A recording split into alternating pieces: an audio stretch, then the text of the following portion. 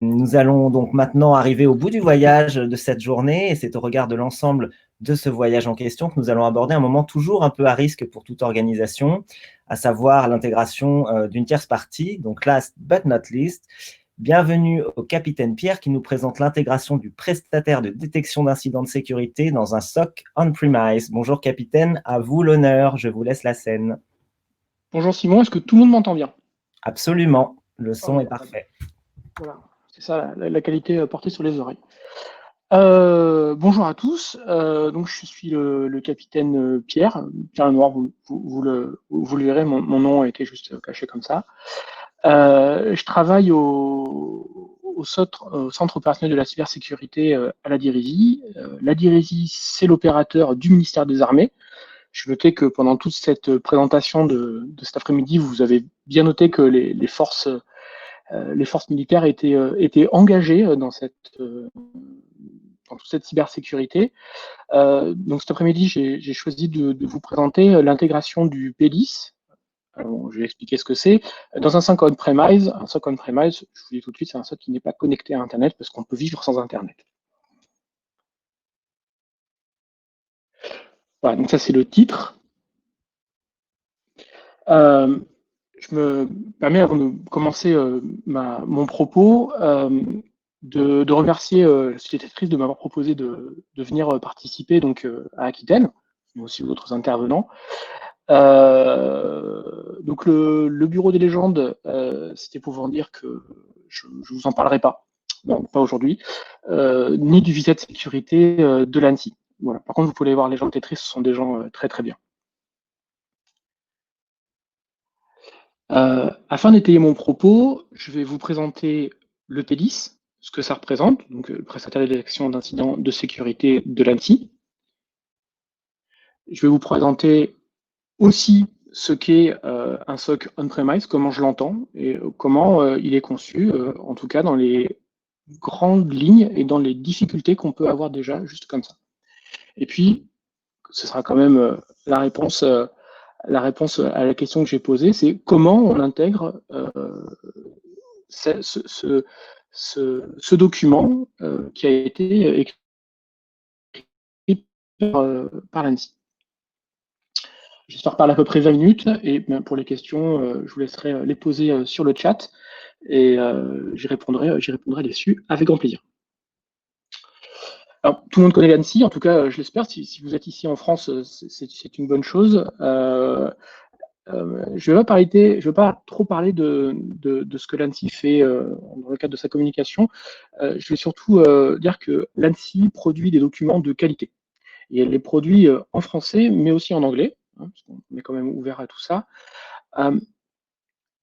Les documents qui sont écrits sont, pour moi, des inspirations un peu des normes. C'est-à-dire qu'elles sont très bien écrites, mais elles ne s'adaptent pas forcément.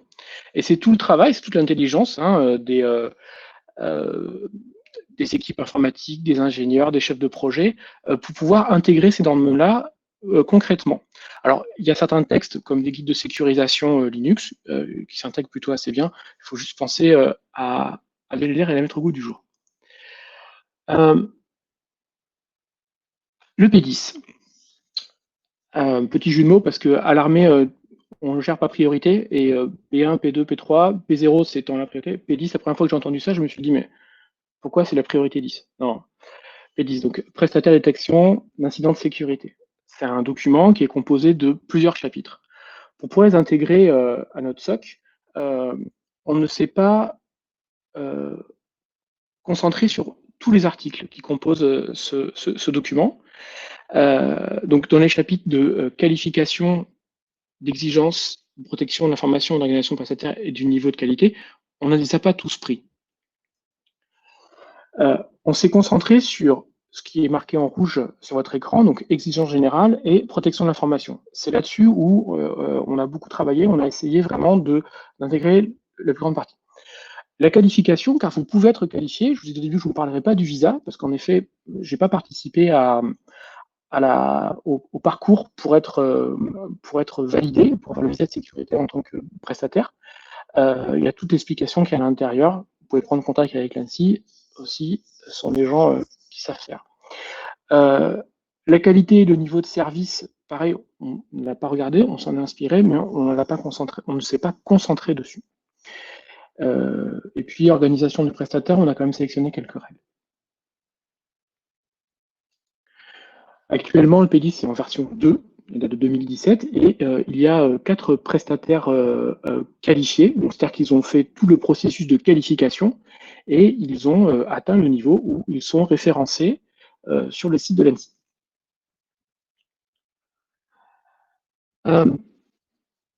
Quand vous regardez ce document, le PEDIS, vous avez ce genre de schéma-là qui est dans les annexes. Vous avez différentes choses. De prime abord, la difficulté, c'est que vous voyez une architecture qui est complexe, qui fait œuvre de différentes technologies, avec des sondes qualifiées, avec des taps, avec des firewalls, avec des zones. Bon. Ça, c'est quand on arrive au bout. Là, ce que je vous présente là, c'est entre autres un SOC qui va être, enfin un prestataire de détection d'incident, pardon, qui est intégré au système qu'il surveille. On va essayer d'un petit peu d'éclairer tout ça. Je reprends le PEDIS. PEDIS, ça fait 59 pages. 59 pages, c'est pas très long. Normalement, pour s'endormir le soir, c'est bon. Si vous n'y arrivez pas, vous lisez à vos enfants, ça marche aussi très très bien. C'est français, ça je l'avais déjà dit. Il y a 8 zones. Donc ces 8 zones, c'est la collecte, l'analyse, les échanges avec le commanditaire, tout ce qui va être de l'ordre de l'administration, les mises à jour, l'exploitation et enfin les zones d'échange. En effet, tout va être séparé. Je vais revenir sur cette diapo-là. Chaque zone doit être séparée. Séparée dans l'administration, dans les flux, dans les données qu'on collecte. Vous pouvez voir en bas l'enclave de collecte. Sur cette enclave de collecte, c'est-à-dire que les données vont rentrer dans mon système. Bien. Mais une fois qu'elles sont à l'intérieur, elles ne doivent pas se mélanger avec d'autres zones d'administration, de mise à jour. Et donc le PEDIS décrit ces 8 zones-là, les 8 zones que je viens de vous donner. Et il est important de comprendre la difficulté que ça induit.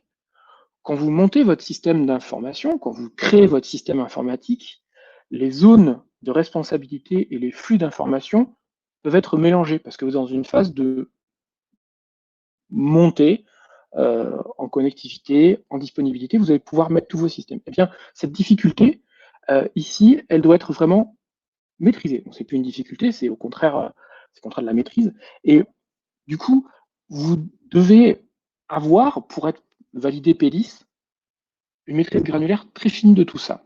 Donc tous ces flux doivent être maîtrisés et ne pas se mélanger entre eux. Autour, là, vous avez des TAP. Je vais revenir un petit peu après dessus, sur la difficulté d'intégrer un TAP à une architecture PEDIS. Donc je vous ai déjà présenté les 8 zones. Pour pouvoir intégrer ces 8 zones, il y a un concept qui est très en vogue actuellement, qui est le Zero Trust. Donc le Zero Trust, c'est de ne faire confiance à personne, mais pas à soi-même. En forme de maladie mentale, on commence à s'approcher, c'est quelque chose de très sain, en sécurité, de ne faire confiance à personne. Grosso modo, et vous l'avez vu par exemple dans la présentation de Cédric, vous devez sécuriser et authentifier toutes les connexions. C'est-à-dire qu'il n'y a rien qui est en clair et il n'y a rien qui n'est pas authentifié. Le deuxième, c'est l'adoption du moindre privilège. Donc ça, c'est une conception de base qu'il faut avoir. Et puis, ensuite, c'est inspecter les logs. Et ça, ce qui est intéressant dans le Zero Trust, pour qu'on reprenne un petit peu avec le guide du PEDIS, on va dire, c'est que justement, le PEDIS demande à analyser ses propres logs. C'est-à-dire que vous devenez votre propre prestataire du système que vous êtes en train de contrôler. Ensuite, le PEDIS, il amène autre chose de très important, c'est qu'il va vous poser des questions sur votre niveau de maturité. Voilà, maturité. Moi, j'ai 18 ans avec quelques années d'expérience de plus, une grosse vingtaine. Eh bien, voyons où est votre SOC, si vous en avez un. Donc ici, c'est un document que j'ai trouvé sur Internet de Accenture, parce qu'il faut citer ses sources. Donc, vous avez ici différents niveaux de maturité. Au niveau, le premier, donc le niveau 1, ça va être une sécurité périmétrique. Vous allez passer ensuite dans un niveau 2 avec toute une intégration d'un SIEM, donc System Information and Event Manager, qui est un petit peu l'outil fort d'un SOC en général. Et puis, vous allez à chaque fois avancer. Quand vous arrivez quand même à intégrer un SOAR, donc un système d'automatisation à la réponse, vous avez déjà quand même pas mal avancé, hein. Vous êtes bien équipé. D'ailleurs, de mémoire, je crois que la société Tetris propose ce genre de solution-là. Et puis, vous avez d'autres avancées plus importantes, donc avec du machine learning, avec de l'IA, avec toutes ces technologies un peu qu'on peut vous vendre, mais qui vont surtout vous apporter de la souplesse et de l'automatisation à vos détections. Donc, savoir où on en est sur notre niveau de maturité, le P10, ça vous aide à ça aussi. Ensuite, dans les annexes présentées dans le P10, vous avez des métiers. La sécurité, l'informatique c'est vaste, la sécurité c'est encore plus vaste, parce que chaque métier nécessite des années d'expérience, de compétences. Et bien, via le P10, vous avez quand même une description précise de ces métiers, et ça peut aussi vous aider. Vous avez une définition précise des zones de responsabilité entre le prestataire, grosso modo le SOC, et de l'autre côté, la responsabilité aussi du système que vous avez mis en supervision. Vous avez aussi, comment dirais-je, vous pouvez donc définir un lien contractuel entre vous et le système que vous surveillez, et donc les responsables qui sont à leur tête. Enfin, une dernière partie assez importante, ça pour créer un tableau de bord de sécurité, c'est bien, mais pour pouvoir présenter un tableau de bord par rapport à votre niveau de supervision, ça c'est intéressant. Vous avez toute une liste d'indicateurs que je vous conseille de lire. Donc tout ça est disponible sur le site de l'ANSSI. Je vais vous parler maintenant du SOC on-premise, le SOC de la DIRISI. Alors, ce qui est important, c'est que nous, on ne fait pas de surveillance. Il y a d'autres services pour ça, des gens très bien, des gens très compétents. Nous, notre rôle, c'est la supervision. On fait la surveillance de sécurité et ça, c'est vraiment très, très important. J'essaie de vous représenter un petit peu comment on peut imaginer, comprendre le SOC avec une forme de couche, un peu comme un oignon. Plus important, le cœur de la meule, le SOC. Le SOC est donc enclavé.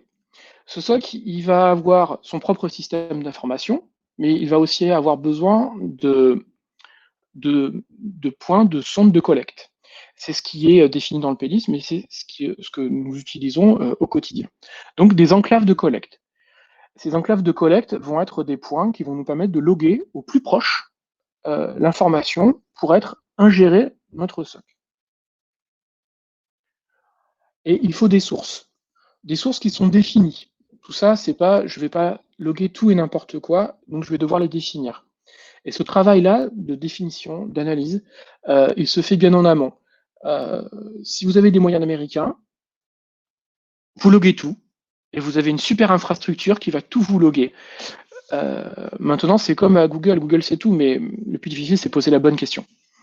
Alors, avant d'avoir trop de matériel pour avoir des questions, peut-être déjà sélectionner ces sources. Voici quelques-unes que je vous propose, mais il en existe plein d'autres, et bien sûr, ça va dépendre de comment vous allez configurer votre SOC. En partant de complètement à gauche, là, la chose qui ressemble à une fenêtre pas très droite, ça s'appelle Windows. Bon, apparemment, c'est une société qui aurait bien fonctionné. Votre poste de travail, c'est peut-être quelque chose de plus important, c'est là où vos utilisateurs, je rappelle l'utilisateur est l'élément le plus important d'un système d'information, eh bien, les endpoints, c'est là où vous devez aller chercher un maximum d'informations. Ensuite, vous avez votre AD, si vous avez un système Windows, mais vous pouvez en avoir d'autres, bien sûr. Vous pouvez avoir un IDM de chez Red Hat, ou bien vous pouvez travailler en local, c'est un choix. En tout cas, ce sont des informations que vous allez devoir loguer. Vos serveurs, la plupart des serveurs sont Linux, mais vous avez aussi tout ce qui va être votre sécurité périmétrique, comme le firewall, c'est le petit mur de feu, et il va vous donner des informations très importantes sur ce qui rentre, ce qui sort, ce qui a été bloqué. Précédemment, cet après-midi, on vous a parlé aussi des WAF, c'est aussi une technologie que vous pouvez aussi loguer. Et puis, vous avez des choses beaucoup plus basiques. J'ai mis par exemple le DNS, le DHCP. Le DNS, c'est qu'est-ce qui sort. Le DHCP, c'est qu'est-ce qui demande. Est-ce que quelqu'un essaie de s'outrepasser? Est-ce que quelqu'un a demandé une nouvelle IP? Des choses plutôt assez basiques, mais en fait, quand on remonte la couche du modèle OSI, les couches basses, ça reste quand même assez important. Je vous ai mis complètement en haut là un IDS, donc une sonde qui va vous détecter de la pénétration, enfin pas la pénétration, mais si quelque chose est en train de rentrer ou si une attaque est en cours. Ça va nécessiter aussi d'avoir un niveau de compétence de vos analystes précis, parce que c'est bien d'avoir une alerte, il faut aussi la comprendre. Et puis, même si tout le monde n'a pas besoin d'un antivirus sur son ordinateur, avoir une solution antivirale aux bons endroits, ça reste important. Elles peuvent être à vos niveaux de coupure, elles peuvent être aussi sur vos postes, sur vos serveurs, mais il faut que ça soit une solution intelligente. Et il y en a quand même de très bonnes maintenant, surtout basées sur de l'analyse comportementale. Donc voilà un petit peu comment on travaille au SOC. Là, c'est pour vous montrer que tout ceci revient vers le SOC enclavé. Capitaine, il vous reste 3 petites minutes, je suis désolé. Je regarde le Il timing. me reste 3 minutes. Très bien. Forcément, quand on passe à la fin, il faut toujours s'attendre à 20 mois. Alors, je vais faire quelque chose de très simple, je vais aller très très vite. Et je vais essayer de faire les choses bien. Alors, en 3 minutes, voici ce que je vous conseille. C'est de commencer d'abord par faire une très bonne analyse de risque. Qu'est-ce que vous cherchez? Enfin, c'est d'avoir de l'analyse du threat intel, c'est-à-dire les bonnes informations sur votre système. Connais-toi ergo sum, connais-toi toi-même. Il faut que vous gériez les vulnérabilités de tout ça. Tous les systèmes que vous allez mettre en supervision, ça va être plutôt assez difficile, c'est complexe. Il vous faut absolument, et je dis bien absolument, une CMDB, Common Management Database, à savoir qu'est-ce qui est installé sur vos systèmes, sur quelle version, parce que ça va être lié avec le threat intel pour connaître les vulnérabilités des systèmes. Vous allez sûrement avoir des contraintes, il est important de les connaître. Il vous faut des ressources humaines, oui, car il faut encore des analystes, il faut encore beaucoup d'intelligence. Il faut des gens compétents et vous aurez des difficultés à les faire monter en compétences. Finalement, quand vous êtes un petit peu plus mature, vous allez travailler plutôt sur une politique de supervision. Et ça c'est quand vous êtes pas mal avancé. Pour faire fonctionner tout ça, je vous ai montré ce que vous devez sélectionner. Eh bien, il vous faut des logs. Et qui dit une quantité de logs, dit une quantité de stockage très importante. Ça vous donne aussi le besoin d'avoir des services à proposer à vos analystes. Et ça, c'est la responsabilité de l'infrastructure dans un SOC. Et puis, il va falloir corréler tout ça. Alors, pour corréler tout ça, c'est bien joli. Bon, il y a des super commandes sous Linux, Awk, grep, find, mais ça ne fait pas tout. Non, on va utiliser un SIEM. Il n'y a pas de magie derrière. Donc, un SIEM, ici, c'est un résultat avec un tableau de bord, mais c'est beaucoup, beaucoup de règles, c'est beaucoup de temps. Le SOC on-premise, il n'est pas connecté à Internet. Il a donc des contraintes qui lui sont propres. On va avoir à gérer tous les serveurs et clusters. La présentation de Cédric m'a beaucoup intéressé. Aucun disque n'est immortel. Ça veut dire que vous allez avoir à gérer beaucoup de matériel, et pas de matériel. Il n'y a pas de... Un SOC on-premise, vous n'êtes pas hébergé chez OVH ou chez Amazon. L'hébergement, il peut être aussi hors métropole, ce qui est notre cas. Je rappelle, le soleil ne se couche jamais sur la Dirisie. Et bien donc, on a des problèmes H24. Vous allez avoir besoin d'experts. Je vais parler de compétences. Il va falloir les expertiser. Vous allez avoir besoin d'admin système, d'admin sur vos SIEM, de data analyst et de une pléthore de spécialistes. Il va falloir tuner tout ça, à savoir que c'est pas parce que c'est installé, même si vous êtes aidé par un industriel. Et il va falloir aussi vous conformer à certaines réglementations. J'ai mis le RGPD parce que c'est un peu la tarte à la crème, mais rappelez-vous aussi que vous avez peut-être des contrats à maintenir. Ouais, j'arrive déjà à la fin de ma présentation. Donc, un projet comme les autres. Le petit symbole en haut, c'est pour vous dire que vous avez toujours besoin d'un sponsor dans un projet. Ce sera donc la direction ici. Pour faire simple, il vous faut avoir une sélection par rapport au P10. Vous ne pouvez pas tout prendre, surtout si vous ne voulez pas être prestataire. Il va falloir planifier, il va falloir vous mettre d'accord avec d'autres partenaires au sein de votre organisme. Il y a un coût. Un coût, il est plutôt assez important. Si vous prenez juste un SOC comme ça que vous posez, vous prenez en P10.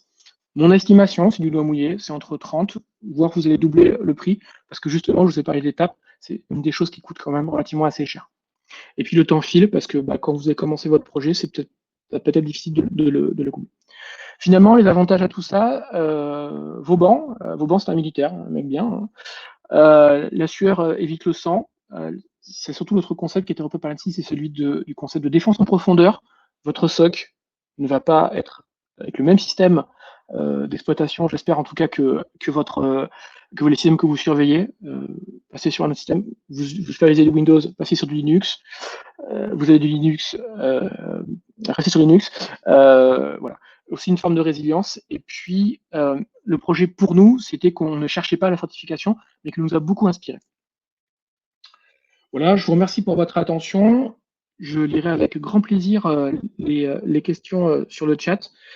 Ça, je remercie Melvin parce que lui, il a la réponse à l'univers, donc comme tout le monde sait, c'est 42. Et puis, une dernière chose pour conclure, et j'espère que j'aurai tenu mon temps. Je remercie à nouveau la Société Tetris. Je remercie aussi le colonel Hamon du POSA et puis le lieutenant-colonel Hervé Martin de m'avoir autorisé à présenter en uniforme aujourd'hui pour clôturer cette présentation, cette journée aquitaine. Et puis, comme tout le monde, on recrute, venez, on a des postes et on ne commence pas avec les plus bas salaires comme ce que j'ai pu lire précédemment. Voilà, j'ai terminé mon propos. Merci, capitaine. Merci à tous. Cette édition est maintenant terminée. Nous espérons que vous avez passé un moment instructif à nos côtés, bien sûr. L'après-midi a été extrêmement dense. Un grand merci à nos partenaires Tetris et NCR Mathmeca, l'option RSR, fortement connectés, à la région Nouvelle-Aquitaine, la French Tech Bordeaux, Philippe, Michael, Pierre, pour leur soutien. Merci à nos speakers de choc, à vous tous qui êtes restés. Envoyez-nous vos retours. N'hésitez pas. Remarques, questions, c'est à vous. Un grand merci, bien sûr, et surtout à vous pour votre présence à cette 5e édition aquitaine. Nous regarderons toutes vos questions, on les analyse, on les classe et on vous fera parvenir les réponses. D'ici là, je vais vous souhaiter de très belles fêtes de Noël, vous dire à l'année prochaine. On se retrouve sur les réseaux sociaux, vous pouvez voir dans le chat pour nous suivre. Prenez bien soin, évidemment, vous l'avez compris, de vos systèmes d'information et surtout, prenez soin de vous. Merci et à l'année prochaine. Au revoir.